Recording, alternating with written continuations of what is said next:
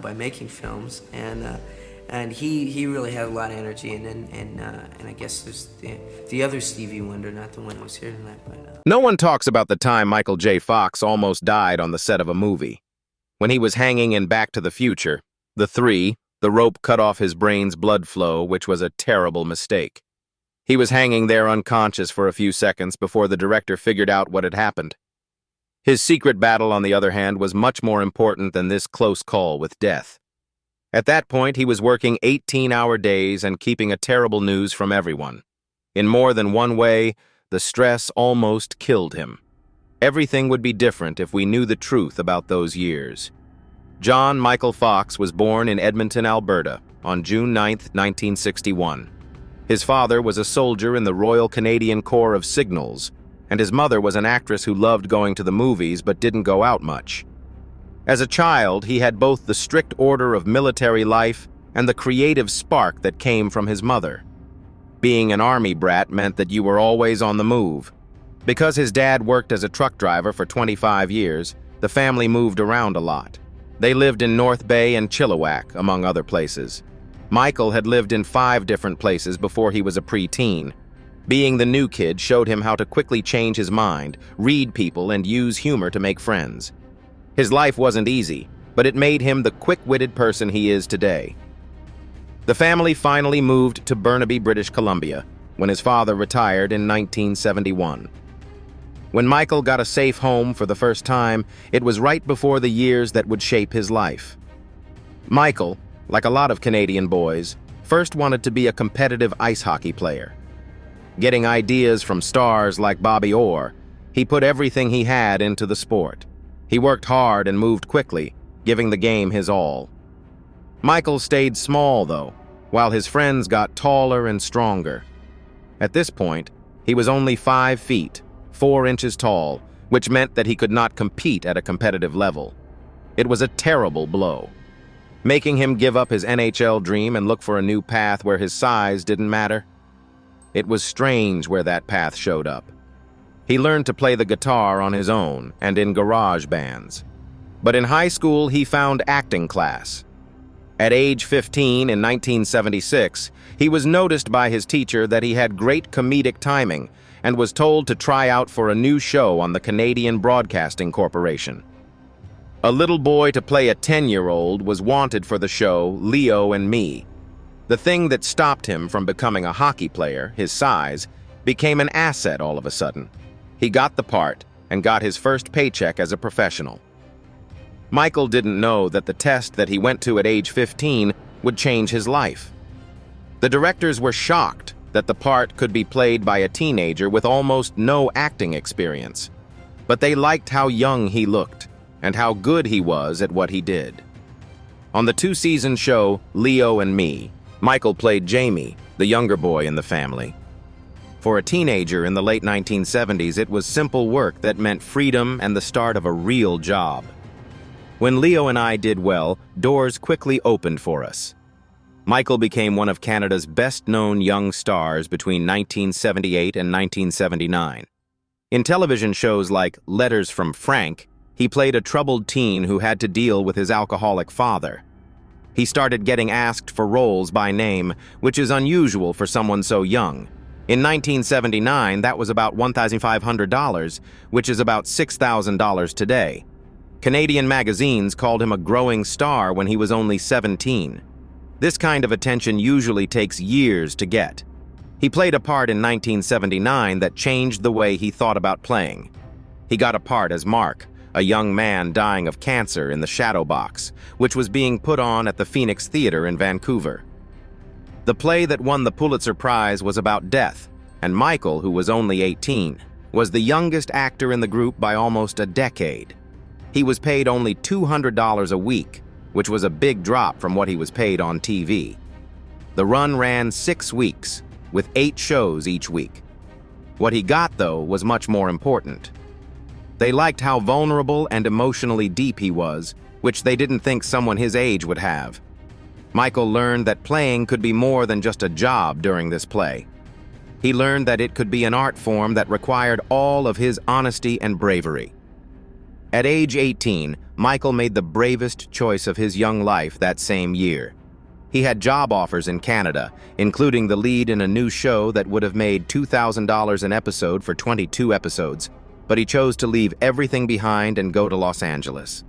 He only had $500 saved, no contacts in the business, and parents who were worried that he was giving up a steady job. His agent told him that Hollywood didn't usually hire people they didn't know, certainly not someone his height. But Michael was set on doing it. He lived on bologna sandwiches and plain cereal in a tiny studio apartment in West Hollywood that cost $200 a month. He wanted to be famous, but the city didn't like him at all. He was able to get a few auditions at first, but by 1980 the phone stopped ringing. He had so many bills that he owed $10,000 on credit cards. The agent stopped calling, and his landlord told him he would be kicked out. One time he lived for a whole week on just $1.50, which he spent on day-old bread. Things got so bad for him in 1981 that he had to sell parts of his sectional couch to pay the rent. He made $50 from the first part. He then sold another one. He tried out for more than 100 parts during this time but didn't get any. He was unhappy because he was rejected all the time, and considering giving up. At the time, Hollywood turned down about 90% of newbies, which is why he was broke by the summer of 1980. Still, these years made him tougher in ways he didn't fully understand yet. Midnight Madness, which came out on February 8, 1980, was his first big break in movies. He played Scott Larson, a spoiled college student who only showed up for 5 minutes. He was given $2,000 for 2 weeks of work. It was just enough to cover his $500 rent for a little while. It cost $4 million to make the Disney comedy, but it only made $2.9 million at the box office. He was so hungry while shooting in the summer of 1979 that he passed out one day after days of eating only rice. There were 200 other people who wanted the part more than him, but it didn't lead to any new offers. He paid off $1,500 in debt with the check, but by December 1980, he was once again poor. He later said this part was the worst thing that had ever happened to him. He even called it his rock bottom intro. He had to change his name around the same time. When he joined the Screen Actors Guild in 1979, he found that the name Michael Fox was already taken by another actor. He picked the letter J on November 15, 1979, because he liked the way Michael J. Pollard looked in Bonnie and Clyde. He didn't use his real middle initial A because he was afraid that it would make people laugh, Michael, a fox. Even Michael J. Fox crossed his mind, but he chose Michael J. Fox instead. He barely had enough money to pay the $100 fees for the official change. The name first showed up in the credits of Midnight Madness, which he signed on December 1, 1979. He said he stayed away from Michael Andrew Fox years later because it sounded too fancy and formal. He didn't know at the time that this quick pick would become one of Hollywood's most well-known faces. On August 20th, 1982, he got the call that changed his life. At the time, he was 21 years old, owed $30,000, and was about to be kicked out of his apartment. He had even started selling his last few things to stay alive. The phone bill wasn't paid for 2 months. He almost missed the call from agent Bob Schulenberg telling him he got the part of Alex P. Keaton in Family Ties. In May 1982, he tried out for the first time. He was so worried that he almost messed it up. When they called him back on June 15th, things turned around, and he beat out 500 other players, including Matthew Broderick. The part paid $5,000 an episode, which added up to $100,000 for the first season and kept him from going bankrupt. The first episode of the show aired on September 22, 1982. By 1983, 30 million people were watching every week. In an interview in 1990, he said that he cried tears of happiness that day because he thought he was only a few days away from giving up and going back to Canada. It ran until 1989, won him 3 Emmys in a row from 1986 to 1988, and was the start of the path that led to Back to the Future in 1985. which made $381 million around the world. Everything changed after that one call around 3 p.m. As Alex P. Keaton, his part in Family Ties was never meant to be the main one. It was talked about that the show would be about liberal parents who used to be hippies and their kids. But after only 4 episodes, people were totally interested in the young Republican with a briefcase, so the writers changed the focus of the show to him. At first, NBC producer Brandon Tartikoff even said Fox should be fired because he was too short and not the type of face that would ever be on a lunchbox. After that, Fox had a bag made just for Brandon that said, "This is for you to put your crow in." Fox was one of the most loved TV stars in America by the time the show finished on May 14, 1989. The awards came right after. From 1986 to 1988, Fox won 3 Emmys in a row, which is not often done by someone so young. In 1989, he won a Golden Globe for Best Acting in a Comedy. In the same year, Family Ties broke down. In its 7 years, the show won 24 awards and was nominated for 43 more. When Fox reached this level of fame, he was still in his 20s, making him one of TV's youngest and biggest stars. In terms of time, his figure was right at home in the 1980s. With his love of business, Wall Street, and three-piece suits, Keaton came to represent America during the Reagan years. The show took place in Columbus, Ohio, during Ronald Reagan's presidency and showed how baby boomer parents and their eager conservative children fought with each other. Fox's character became such a sign of the decade that policymakers would still ask, what would Alex P. Keaton do, years after the fact? Eric Stoltz was the first person to be cast as Marty McFly in November 1984. He seemed like a good choice because he had just been praised for his part in Mask. But director Robert Zemeckis knew something was wrong after more than a month of shooting. Stoltz was making the part darker and more serious, which didn't fit with the lighthearted vibe he was going for. The bad news came from Zemeckis himself on January 10, 1985. Stoltz was replaced by Michael J. Fox, but he still got paid the full amount. The company had already spent a lot of money making the movie. In fact, there was only one short shot of Stoltz left in the final movie. It was when Marty punches Biff in 1955. He later said that firing Stoltz was the hardest thing that had ever happened to him in his work, even though he thought Stoltz was a great actress. Because of the choice, Fox had to work a lot of hours, which not many people in Hollywood could handle. Between the middle of January and the middle of March 1985, he worked at Paramount from 10 a.m. to 6 p.m. shooting Family Ties. He then rushed to Universal to work on Back to the Future from 6:30 p.m. to 2:30 a.m. It was even worse on Fridays. He practiced for Family Ties from noon to 5, did 2 live tapings for the studio crowd, and then began filming again at 10 p.m., often staying late to work until dawn. The team had to carry the 24-year-old actor to bed some nights. He wasn't getting enough sleep, so one time he looked for a camera on the set of Family Ties and found that it was just a prop. This went on for 2 whole months, until Family Ties ended in April 1985. After some time, Fox had a scary close call with death while making Back to the Future Part 3. Before he stood on the gallows during a scene where he was being hung, he made sure that the camera couldn't see him. It didn't look real, which was the trouble.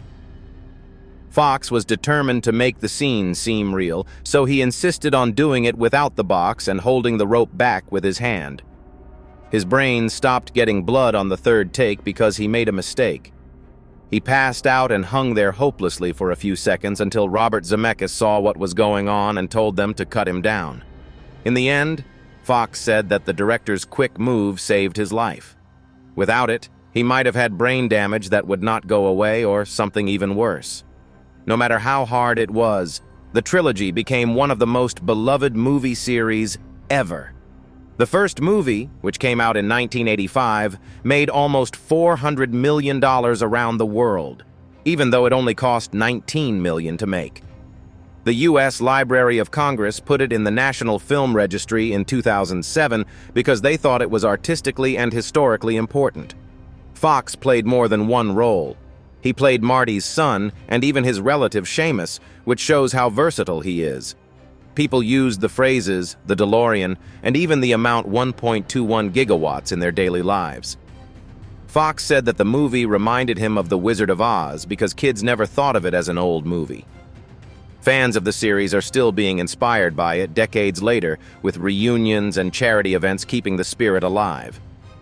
Fox became famous right away after the movie did well. Teen Wolf came out just 1 month after that, making the summer of 1985 the most important time in his career. After that, there were more hits, such as The Secret of My Success, Light of Day, Casualties of War, and Doc Hollywood. He was even the host of Saturday Night Live in 1991.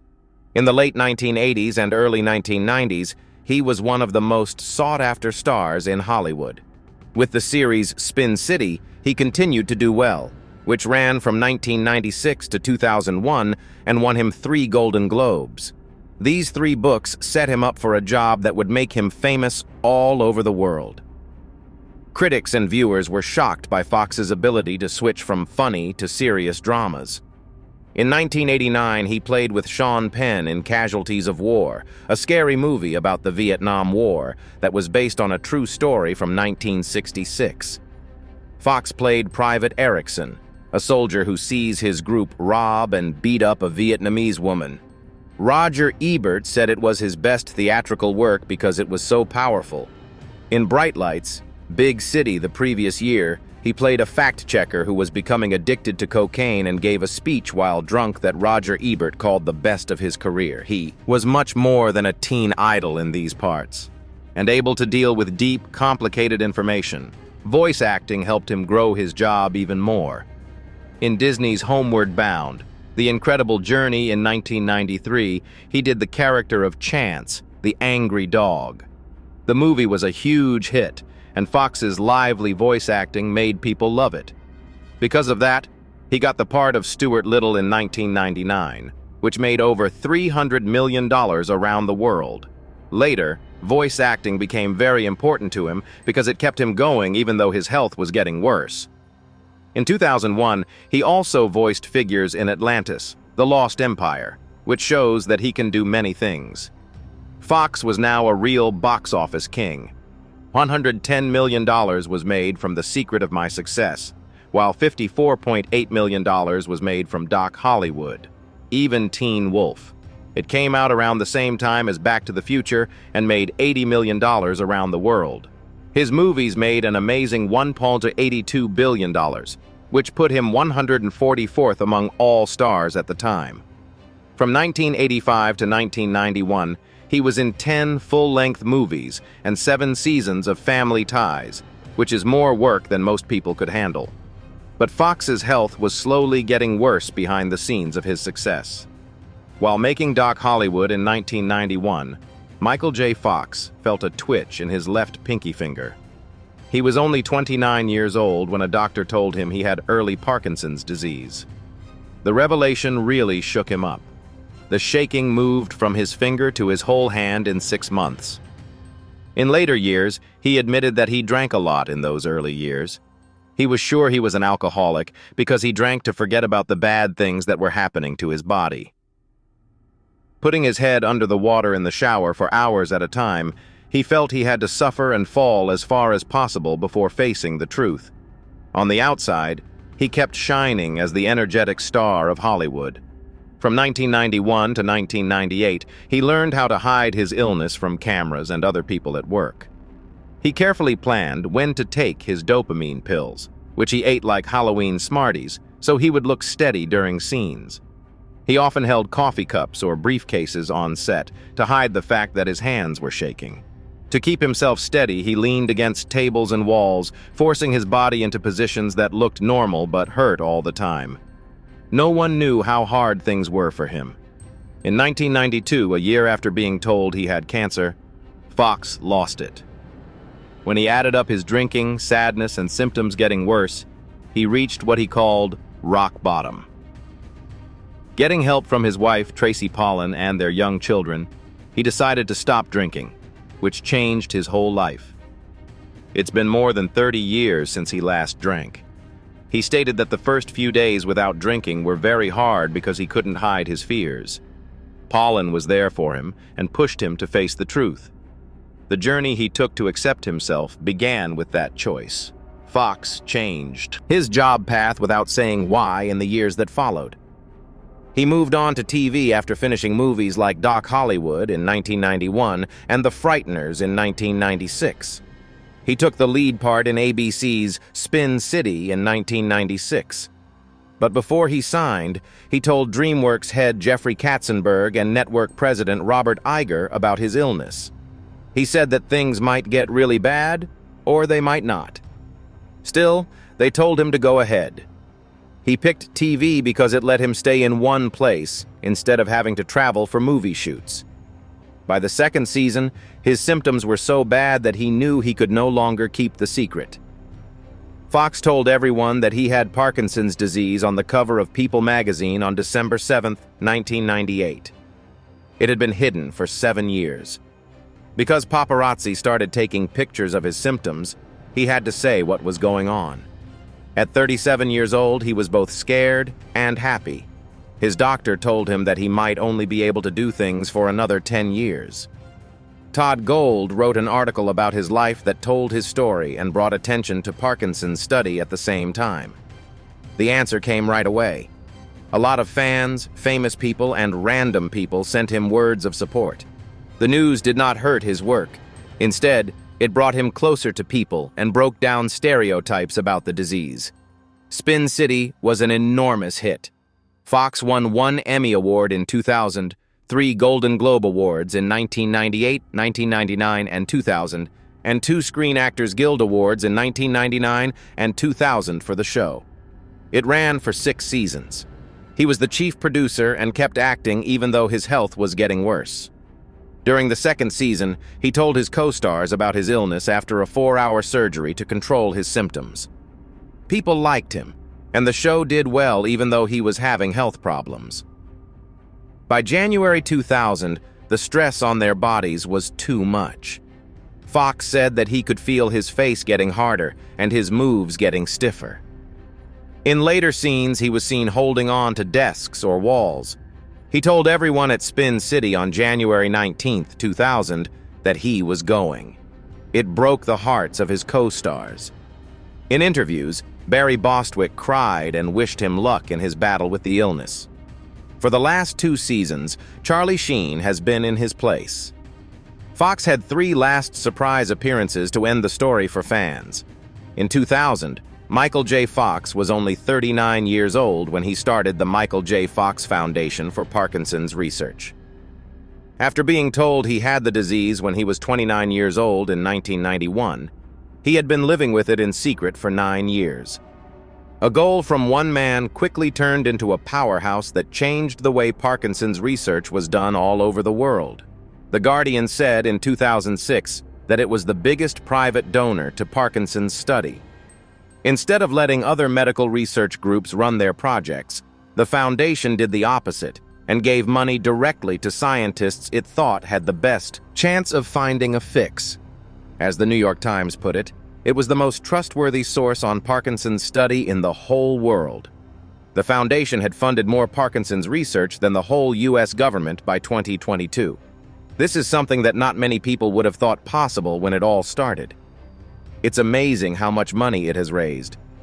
In 2023, the foundation had raised more than $2 billion for Parkinson's projects. This made it the world's biggest non-profit funder of Parkinson's research.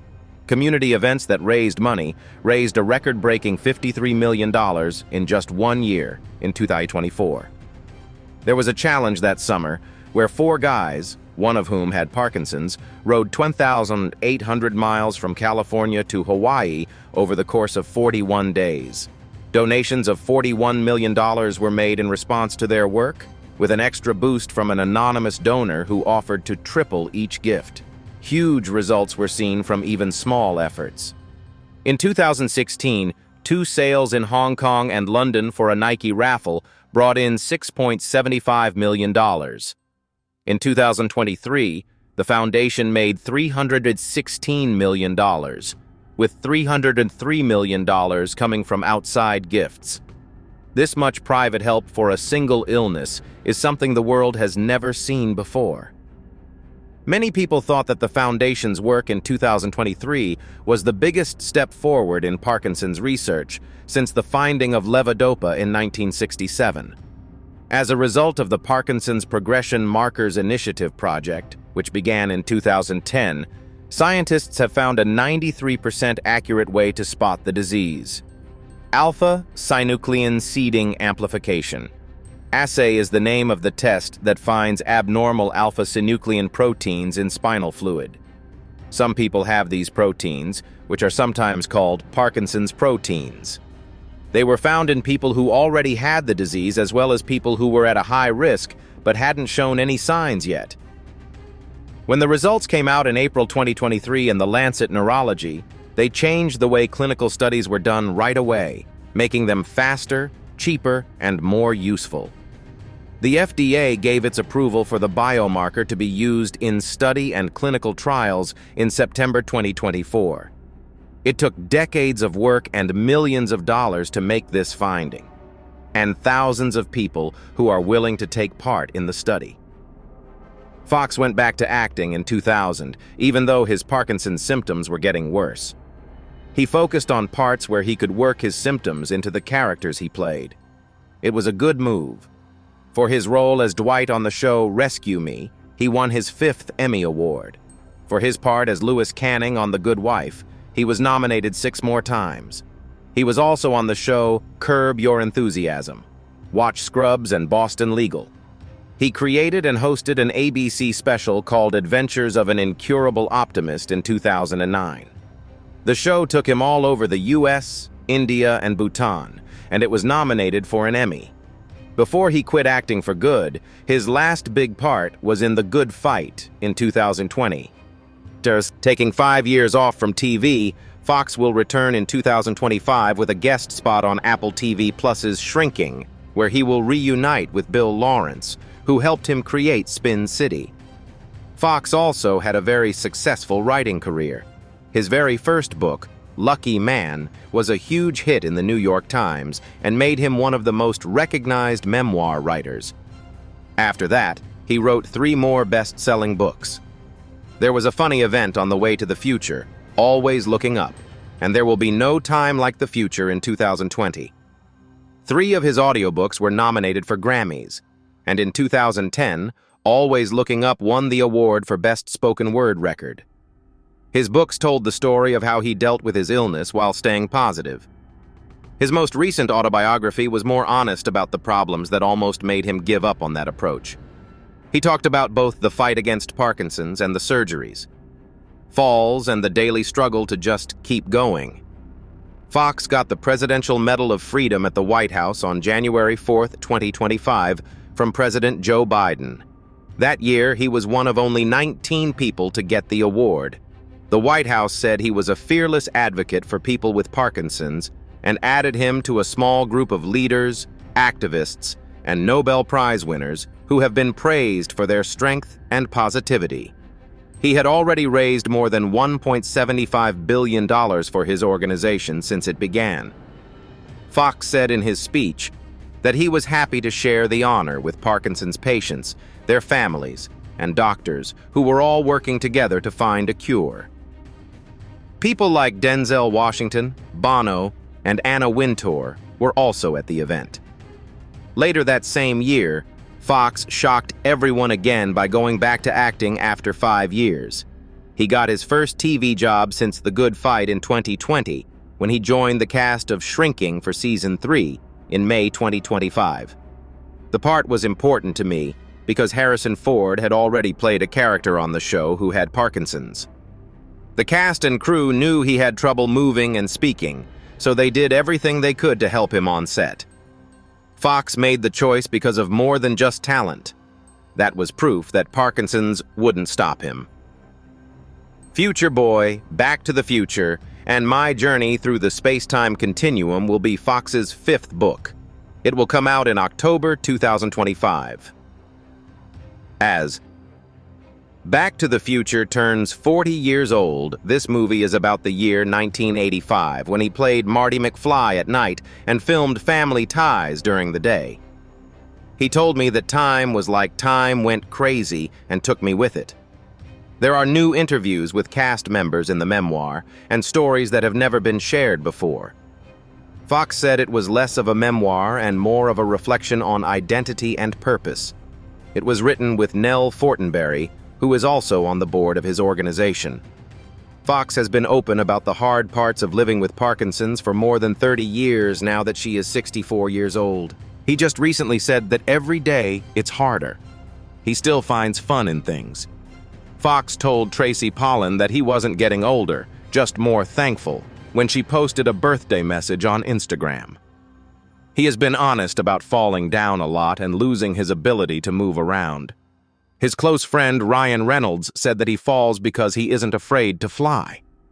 Even though he has health problems, Fox is still at the center of important research, such as a $100 million project to find biological markers for Parkinson's.